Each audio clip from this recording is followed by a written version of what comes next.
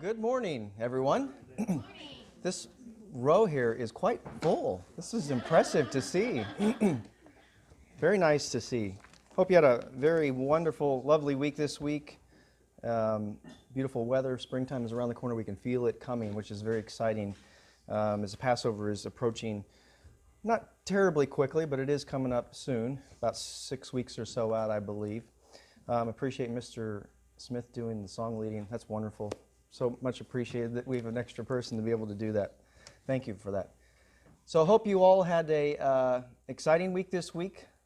Certainly exciting things that happen on the horizon of prophetic events, and that's what I want to talk about today in my message. The title of my message is this: Is Russia the midwife of the beast power? Is Russia the midwife of the beast power? You know, this past week or so, we've witnessed the first European, or war, I should say, on the European continent in 75 years. I think I can think of one person that was alive during the last war, but I can't think of anybody else. One person, yeah, right here. So this is all new to us, very new to us. And you were 3, 5 when it was over? Very young at that. So we don't remember what took place last time, but we don't want to, I think, be remiss about not discussing this, I think, during this particular day and age, because this is prophetic. This has vast implications on what's going to come down in the future. This Russian-Ukrainian conflict, this war. I'd like you to turn over to the book of Daniel, Daniel chapter 2. In Daniel, the book here, God gave Nebuchadnezzar a dream that many of you are familiar with. It was a dream of a golden image. And he saw a head of gold, he saw a chest of silver and arms of silver, he saw a belly and thigh of bronze, and he saw legs of iron, and he saw feet that was mixed with this miry clay and iron, this mixture. And Daniel was brought in to interpret this dream, and here's what God told him the interpretation of the dream was in Daniel chapter 2 and verse 37. You, O king, the king of kings, to whom the God of heaven has given the power, or the kingdom, the power, and the might, and the glory, and into whose hands he has given, wherever they dwell, the children of man, the beasts of the field, the birds of the heavens, making you rule over them all, you are the head of gold, as he was speaking to Nebuchadnezzar. You are the head of gold. This is represented by what we know as the Chaldean or the Neo-Babylonian Empire. And then he says in verse 39, another kingdom inferior shall rise after you, and we know that to be the Medo-Persian Empire. And yet a third empire, a third kingdom of bronze, would come after that kingdom, and that would be known as the Greco-Macedonian Empire, which shall rule over all the earth, and there should be a fourth kingdom, and that would be the Roman Empire, strong as iron, because iron breaks to pieces and shatters all things. And like iron that crushes, it shall break and crush all these things. They were the most ruthless of the kingdoms. Very powerful. And as you saw the feet and toes, partly of potter's clay and partly of iron, it shall be a divided kingdom. But some of the firmness of iron shall be in it, just as you saw iron mixed with the soft clay. And as the toes of the feet were partly iron and partly clay, so the kingdom shall be partly strong and partly brittle. Verse 43, as you saw the iron mixed with the soft clay, so they, that is the kingdoms, will mix with one another, and the ESV says in marriage, that's the covenant marriage, that they mix together, but they will not hold together, just as iron does not mix with clay.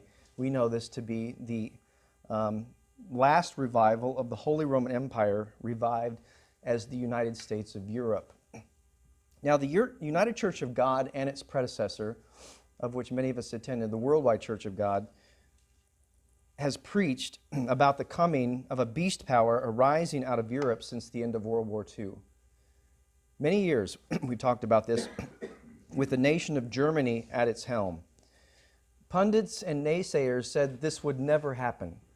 This could never happen. How could, after the destruction of World War II, how could Germany rise out of the ashes? How is it possible for Europe to come back once again? They were beaten, they were bloodied with virtually no heavy industry or manufacturing to speak of. After the war, there were millions of people who were homeless because of the war and because of the aftermath of the war that they didn't know what to do with. Europe was just the most beaten entity on this planet. There was nothing there. How could they heal it?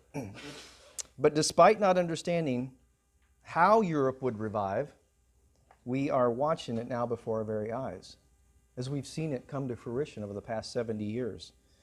After World War II, Winston Churchill gave the famous Iron Curtain speech, where he entitled it The Sinews of Peace. He actually gave this speech 1 mile down the road here at Westminster College with Harry Truman sitting at his side. He chose an obscure place for the particular reason. He didn't want to make a big deal out of it, but it became probably the most famous speech he ever gave in his career. He said this in his speech. He said, "It is my duty, however, for I am sure you would wish me to state the facts as I see them to you, to place before you certain facts about the present position in Europe.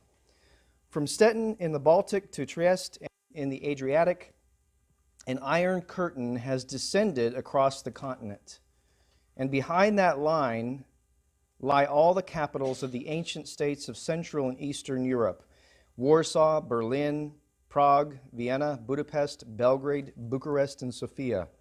All these famous cities and the populations around them lie in what I must call the Soviet sphere." He went on to say, "The safety of the world requires a new unity in Europe, from which no nation should be permanently outcast." And they went about to try and make this happen, to try and revive Europe, because they felt that a united Europe would be better than a disunited Europe. So let me go through a little bit of how this European entity has come about over the years. In 1947, the Marshall Plan was put into place, and it was the first plan to help Europe get back on their feet, and it helped establish the Committee of European Economic Cooperation. Now, they tried to get the Soviets involved in this. The Soviets utterly rejected it. They wanted all of their influence sphere, the blocs, all these satellite nations, to reject it as well. And it actually drove a wider wedge between the East and the West as it was setting up for this Cold War. Europe then took another step forward with the Rome Treaties of 1955 to 1957, which established the European Economic Community. This community stalled until it was restarted in 1966 over different disagreements, de Gaulle being one of the big ones in France. Then finally, the Single European Act of 1987 was the first designs at a European Union, and more nation states were added over the years, slowly over time. I can't remember if it started out with 5 or 6, but it slowly ramped up to we're in the 20s, the high 20s now. I remember in college, and I don't remember the year exactly, it was 1991, somewhere around that time, when it was announced that the European Union was going to come out with their own currency, the euro. That was quite a thing. I remember that was a big deal, I thought. But it took another decade for that to actually come to fruition. It was in 2002 that the euro, the currency of the EU, was issued for public circulation. A constitutional treaty was then signed in 2004. It was a treaty to establish a constitution, I think is what it's called, something of that nature. But there was 2 states that didn't sign it, I believe. Later they came on board, but in 2009 they reworked some of it in what was called the Treaty of Lisbon. That was signed by all member states. It was a de facto constitution. It wasn't a constitution, but people call it a constitution. It amended the 2004 treaty with all the references to the notion of a constitution removed. They took all those references out. The EU subsequently has gone through many challenges since then and has languished somewhat. But while the Europeans have been debating and debating and debating and debating, that's what they do best. They like to encourage debate and talk and discussion and non-action for the most part. Member countries are supposed to contribute 2% of their GDP per year to the military. But I don't think anyone does that in the European nation. President Trump, you remember, was pushing countries to contribute more because America has contributed a large amount of the NATO funds. And while Germany agreed to get their contributions up to 2% by 2031, something changed this week. We saw, maybe last week, I suppose, but we saw Putin invade Ukraine. This changed everything on the playing field in Europe.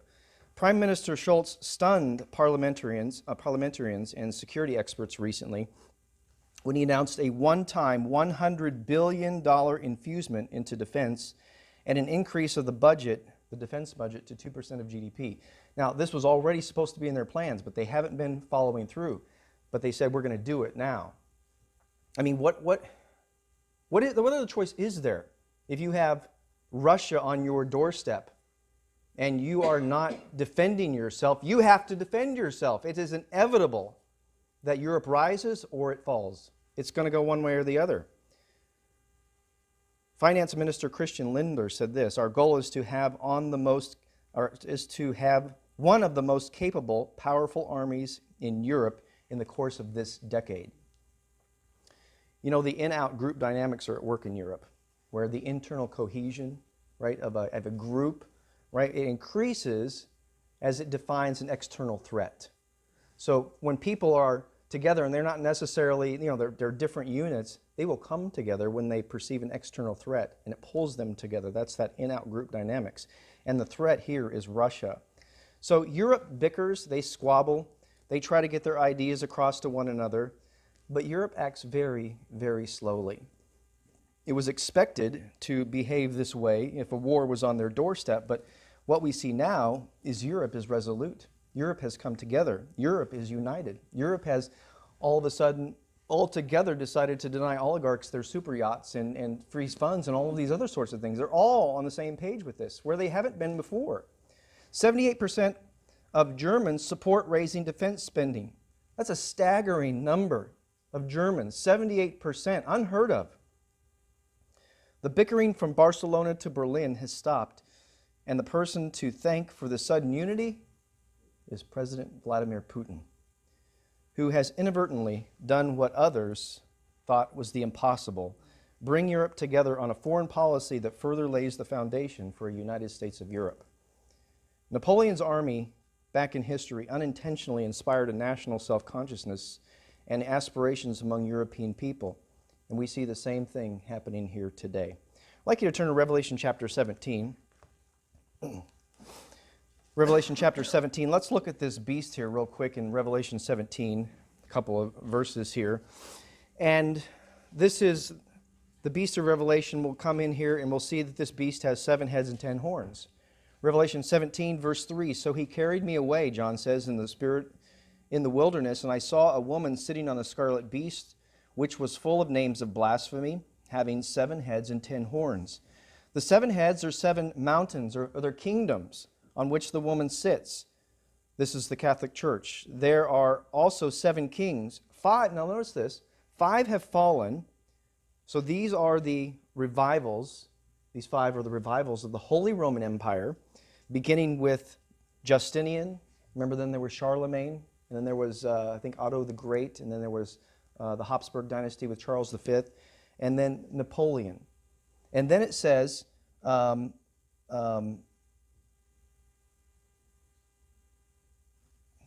have fallen, yeah. And then it says, and the other has not yet come. And when he comes, I must have missed something here. One is, thank you. One is, that's it. This says one is. That's the German and the Italian Axis power at the time when this was understood. So this was happening when Mr. Armstrong came to understand this verse, which makes it so much more critical of the timing. One is, when he understood this, when Revelation was opened up to understanding, that's what was happening at the time. When Hitler, Mussolini decided to have the Pope rubber stamp their kingdoms. They became a revival of the Holy Roman Empire. And then it says, and the other has not yet come, and when he comes, he must continue a short time. The 10 horns which you saw in verse 12, it says here, are 10 kings who have received no power, no kingdom as yet, but they receive authority for 1 hour, possibly means like a short time, as kings with the beast. These are of one mind, and they will give their power and authority to the beast. So evidently these kings will give up their power to a central authority that is the beast power, led by a German state. Verse 14, these will make war with the Lamb, and the Lamb will overcome them, for he is Lord of lords, King of kings, and those who are with him are called, chosen, and faithful. And this is the final part of the great image of Daniel 2 that will fight against Christ at his return, but he will smash into pieces. Remember that image that came down and smashed the image into pieces? That's this. And at verse 15 he said to me, the waters which you saw where the harlot sits are peoples, multitudes, nations, and tongues. There's an indication here that the beast is composed of a multitude of national identities, some which will be strong, some which will be weak, but a marriage that comes together for a common purpose. So as the war rages on, and if it does, it seems it will, it seems that this war will continue, it will only continue to strengthen the ties of the European continent. If it ends more quickly and Russia withdraws, Europe may shrink back again. Only time will tell. However, it seems that Russia has poorly planned this offensive. It's not quite going quite how they thought it was, and it looks like it's going to take a little bit longer than Putin thought originally to control Ukraine. We also see China watching intently, trying to figure out what's the players of the world stage going to do with this. Do they want to invade Taiwan? Is something going to happen there? And as the world begins to slowly constrict and isolate Russia, we see it bringing China and Russia together. Congealing them, as we see, has been happening even more in recent years. But the slow motion birth of this European entity that we have been witness to over the decades seems to have quickened. And we call Putin the midwife of the United States of Europe. How do we deal with this, though? How do we deal with this? A lot of information here, and it can be a bit scary at times. I'd like you to turn to Psalm chapter 46 to close here.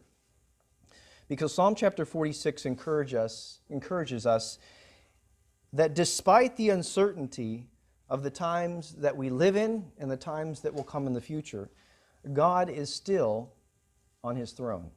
Psalm chapter 46 and verse 1. God is our refuge and strength, and ever-present help in times of trouble. Therefore we will not fear, though the earth is transformed, and the mountains are toppled into the depths of the seas. Though their waters roar and foam, and the mountains quake in the surge. Verse 6, nations rage, kingdoms crumble, and the earth melts when he lifts his voice. The Lord of hosts is with us. The God of Jacob is our fortress.